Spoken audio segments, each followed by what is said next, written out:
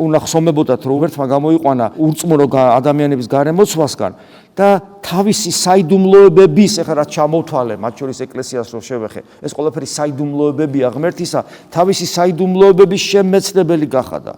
არასწორად მოფიქრალნი კი არც კი შიშობენ და ვერც იხსენებენ, თუ რამდენმა მათსავით არასწორად ზრუნველმა დაკარგა ღირსება ღვთისშვილობისა. და მათ შორის მე ხშირად მithქვავს ისეთმა ადამიანებმა, რომელმაც მთელი ცხოვრება თითქოს და ქრისტიანულ ღვაწლს მიუძღვნეს საკუთარი თავი. ასკეტური ცხოვრებით იცხოვრეს.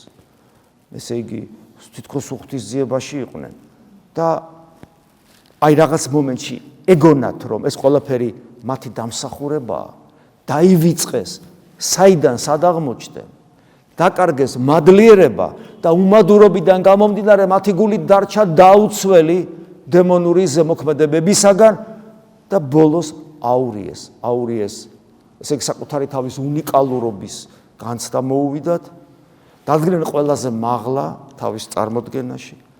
მერე ფსიქიური პრობლემებიც დაეწყოთ, ზოგმა თავიც კი მოიკლა, ან უკიდურეს ხორციელ გარყვნილებებშიც კი ჩავარდნენ, ეს მაშინ, როდესაც მანამდე მთელი ცხოვრება თავი მიუძღვნეს ღმერთის მსახურებას. აი ესე იცის, როცა ადამიანი უგუნურად აგრძელებს და უმადურობით სულიერ ცხოვრებას.